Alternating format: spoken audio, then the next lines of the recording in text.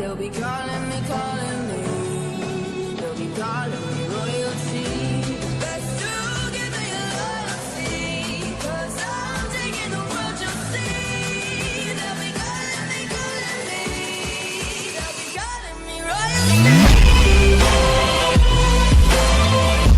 One punch man actually fun to watch था because इसमें आपको हर एक टाइप के इमोशंस देखने को मिल जाएंगे एंड एक इंसान किस पॉइंट ऑफ व्यू से अपने लाइफ को जीता है वो सारे आइडियोलॉजीज को भी बहुत ही अच्छे तरीके से पोर्ट्रे किया गया है। और एग्जांपल फुबू की, जो हर वक्त अपने आप को अच्छे पोजीशन में रखने के लिए खुद से स्ट्रांग लोगों को अपने सोर्सेस के अकॉर्डिंग अपने से नीचे रखना चाहती है बिकॉज वो जो क्लास में है उसे वही क्लास में रहना है बट उस फील्ड के टॉप में रहना चाहती है वो। सेकंड आता है किंग, जो दूसरों के सामने तो बहुत शो ऑफ करता है कि वो स्ट्रांग है but in reality he is actually a coward.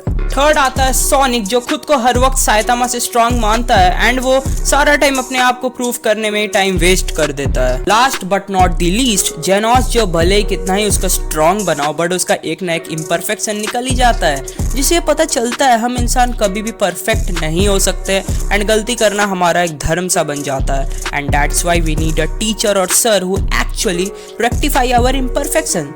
जैसे वो अपने टीचर को और इस मास्टर को एडमायर करता है because really want to be a perfect guy and वो मास्टर कौन है? साइतामा। वन पंच मैन मुझे इसीलिए कूल लगता है क्योंकि ये सारे कैरेक्टर्स अपने अकॉर्डिंग एक सोसाइटी डिफाइन करते हैं जिससे ये पता चल जाता है कि पैरोडी एनीमे भी एक कूल फैक्टर हो सकता है। वन पंच मैन इतना ग्लोबली इसीलिए फेमस है कि कोई अगर एनीमे का ए भी नहीं जानता होगा वो भी एक्चुअली इस टकले से कैरेक्टर को जानता है बिकॉज भले ही वन पंच मैन को एक इलॉजिकल एनीमे माना जाता है बट लोगों को एक चीज तो एक्सेप्ट करना ही पड़ेगा which is Saitama have the capability to beat Goku.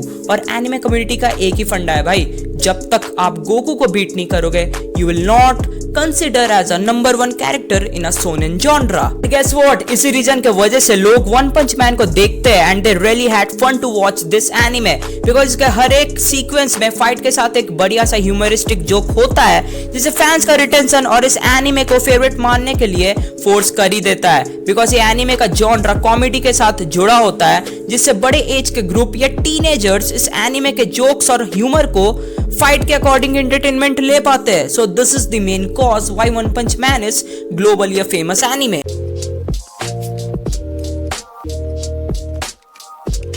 इस एनिमे को पैरोडी एनिमे कंसीडर किया जाता है तो आप लोगों को पैरोडी का मीनिंग पता होना जरूरी है। पैरोडी मींस कुछ फेमस सोर्स से छोटे छोटे कुछ एलिमेंट्स को उठा के अपने शो में इंप्लीमेंट करने को बोलते हैं पैरोडी। अब ये मत बोलना कि तब तो ये कॉपी हो जाता है which is actually a wrong perception. अब उस एलिमेंट्स को किस तरह अपने आइडिया के अकॉर्डिंग प्लेस करते हो उसे एक्चुअली पैरोडी का एक्चुअल मीनिंग माना जाता है जिससे एक unique and different type of content बनता है जो लोगों को एक रेपिटेटिव कंटेंट से एक रिफ्रेशमेंट फील कराता है and you actually suddenly become a fan of that particular content.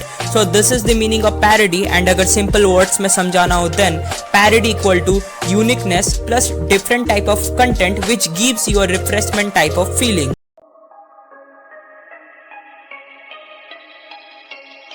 Shonen genre वो जॉनरास होता है जिसका एक बहुत बड़ा रोल रहता है एनिमे को फेमस करने में। शोनेन एनिमे का मेन कैरेक्टर कुछ फॉर्मूलाज के अकॉर्डिंग जाते हैं जो हर एक मेन स्ट्रीम एनिमे का एक्चुअल कॉन्सेप्ट होता है।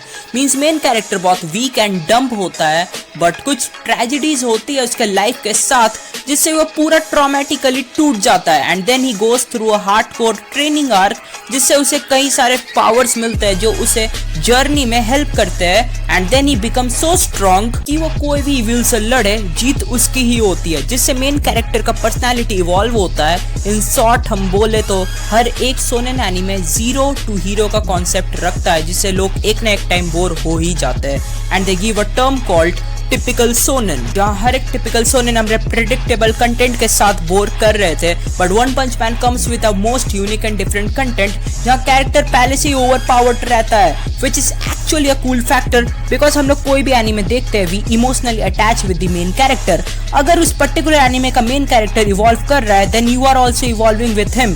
तो यही एक चीज है जो वन पंच मैन को इतना कूल बनाता है। लाइक साइतामा में स्ट्रॉन्ग फील कराता है in only the beginning of the anime and हम लोग लोग इतना ज्यादा ओवर पावर्ड फील करते हैं जिससे हम लोग साइतामा के ट्रू फीलिंग्स को समझ पाते हैं। सो मेरा रिक्वेस्ट यही है कि अगर हम लोग कोई कैरेक्टर के साथ इमोशनली अटैच होते हैं देन प्लीज हम लोगों को वीक एज फक फील ना कराया जाए, because it actually demoralizes our confidence and we go through a feeling called depression. So this is the reason why typical shonen are so much boring in their concept. Like समझ में आ गया भाई कि एक weak person strong हो सकता है, but कभी स्ट्रांग और एवरेज लोगों के ऊपर भी तो बनाया करो।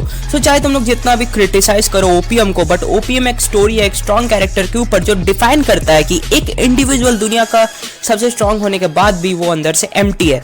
साइतामा इज अ कैरेक्टर जो स्ट्रांग होने की बात की कहानी है।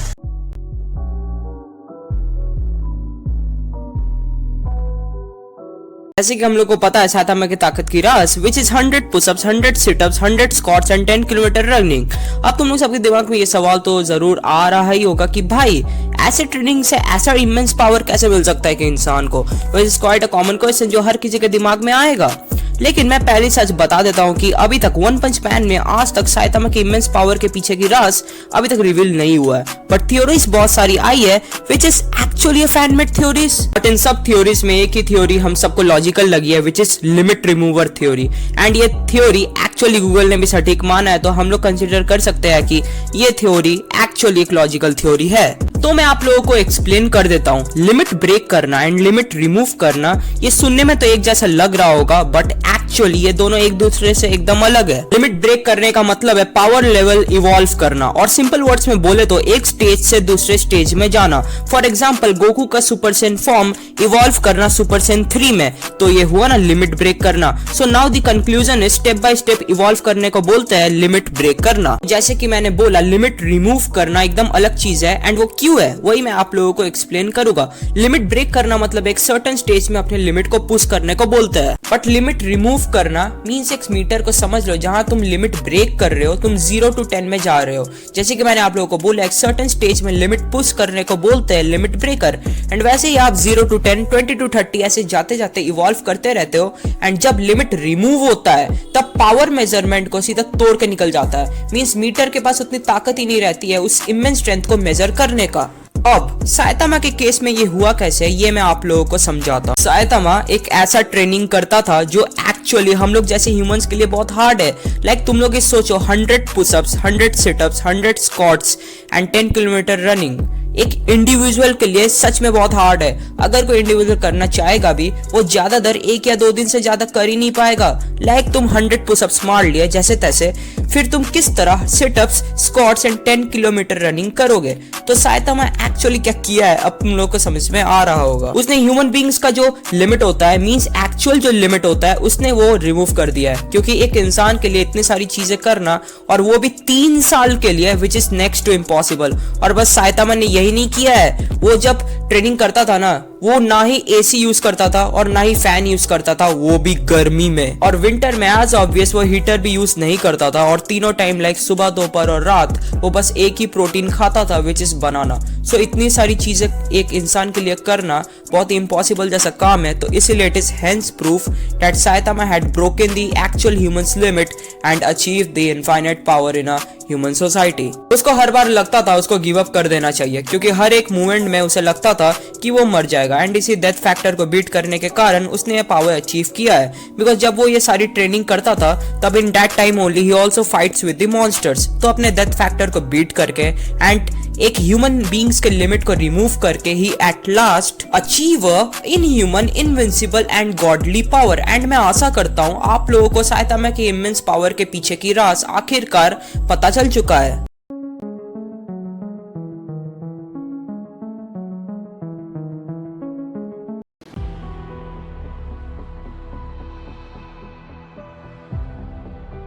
ये मैं अगर बोलूं वन पंच मैन एनिमे का मेन कैरेक्टर का नाम साइतामा क्यों पड़ा था, देन ये फैक्ट को ठीक से सुन लो। वन पंच मैन के राइटर वन का जन्म निगाटा जापान में हुआ था, और वहां साइतामा प्रीफेक्चर में कोनोसु करके एक सिटी में वन ने अपना बचपन बिताया था। एंड अब तुम लोगों को पता चल गया होगा साइतामा जापान का एक जगह का नाम है, एंड ये एक्चुअली जान के मैं लिटरली चौंक गया था कि भाई साइतामा एक जगह का नाम है। तो अब तुम लोगों को पता चल गया होगा वन पंच मैन में साइतामा का नाम किस तरह और कैसे क्रिएट हुआ था।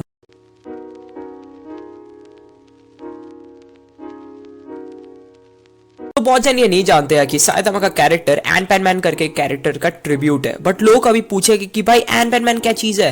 एन मैन एक जापानीज किड्स एनिमे सीरीज है जो 1973 से 2013 तक टेलीकास्ट हुआ था, बट ये सब चीजें बाहर के देश लोग नहीं जानते हैं because an man I guess Japan के अलावा कोई और देश के बच्चे नहीं देखे होंगे। तो वन पंच मैन के राइटर वन खुद ही एन मैन के बहुत बड़े फैन थे एट हिज चाइल्डहुड, एंड उन्होंने ये खुद बोला था कि साइतामा एन मैन का एक ट्रिब्यूट है। अब ये कैसे, अब तुम लोग खुद ही देखो। लाइक दोनों का फेस एकदम बैल्ड है एंड दोनों के ड्रेसिंग कलर्स भी एक्चुअली बहुत सिमिलर है, बस एन मैन का रेड कलर ज्यादा डोमिनेटिंग है एंड साइतामा का येलो कलर डोमिनेटिंग है, एंड दोनों ही अपने कॉस्ट्यूम में केप पहनते हैं। सो अब तुम लोग को समझ में आ गया होगा कि क्यों ओपीएम इतना कूल है एंड साइतामा का ड्रेसिंग एन मैन का एक ट्रिब्यूट है।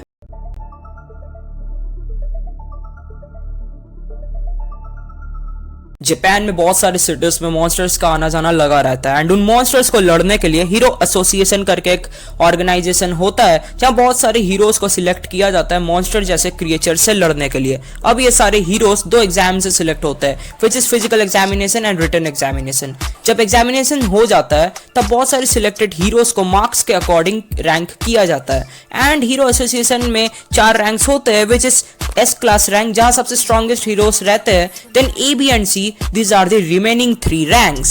As you all can understand, C ranks के हीरो सबसे वीक होते हैं, बट अब ऐसा चीज तुम सबको सुनने मिलेगा जिससे तुम सबका दिमाग खराब हो जाएगा। साइतामा को ये हीरो एसोसिएशन के चूतिए क्लास सी में रखते हैं जो एक्चुअली सबसे वीकेस्ट क्लास है, and you all know why.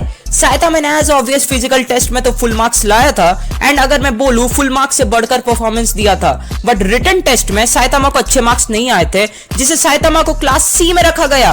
Means कुछ भी, लेकिन फिर साइतामा अपने परफॉर्मेंस के दम पे क्लास सी का नंबर 1 हीरो बन जाता है। देन कुछ ऐसे मॉन्स्टर्स आते हैं जिनको एक्चुअली अपर क्लास के हीरोज हरा नहीं पाते हैं, and as you all know Saitama सिर्फ अपने एक पंच से उन सब डेंजर मॉन्स्टर्स को आराम से हरा देता है एंड उसके बाद साइतामा क्लास बी में प्रोमोट हो जाता है। बट मेरे को एक चीज समझ में नहीं आता, जेनोस अभी तक दोनों सीजन्स में एक भी फाइट नहीं जीता है, तो वो अभी भी क्लास एस में कैसे है? क्योंकि वो रिटन टेस्ट में अच्छा किया था इसलिए? मतलब कुछ भी। बस यही एक चीज है जो वन पंच मैन में मेरे को अनोइंग लगता है, बाकी तो सब सही है एंड इससे ज्यादा मैं नहीं बोल सकता। सो इसके आगे अगर तुम लोग को स्टोरी जानना है then you all have to watch this anime.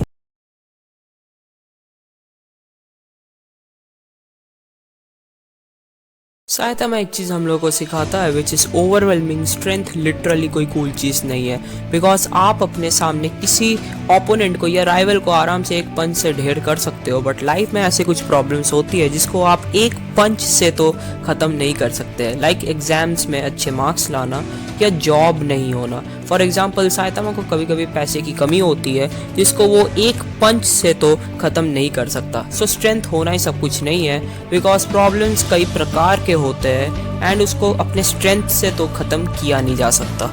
And अगर ओवरवेलमिंग स्ट्रेंथ की बात करें देन साइतामा अपने आप को इतना ज़्यादा स्ट्रॉन्ग कर लिया है जिससे उसके सामने जो भी दिखता है वो कमज़ोर होता है एंड उसके लिए हीरोइज्म इतना ज़्यादा इजी हो गया है जिससे उसे कोई भी टाइप का फीलिंग महसूस ही नहीं होता। लाइक एंगर, एक्साइटमेंट, रिग्रेट या लोगों को बचाने की वो फीलिंग उसे कुछ भी महसूस नहीं होता, बिकॉज एट द लास्ट उसे बस एक पंच लगता है सब खत्म करने में, which is actually a most annoying thing for him. But Saitama के लिए सब कुछ इतना ज़्यादा ईजी हो गया है जिससे उसे कोई चैलेंजेस दिखता ही नहीं है, एंड जब हर चीज़ आपके लिए ईजी हो जाती है then you can not learn anything and आपको लिटरली कोई फीलिंग्स भी नहीं आती, जिससे ऑब्वियसली आपके अंदर एम्प्टीनेस आएगी एंड देन स्ट्रांग होने के बाद भी आप खुश नहीं रह पाओगे। So the moral of this anime is overwhelming strength is not everything and it will soon create emptiness in your heart. Superiority हर वक्त cool नहीं होती, so average person होना ही एक normal चीज़ है।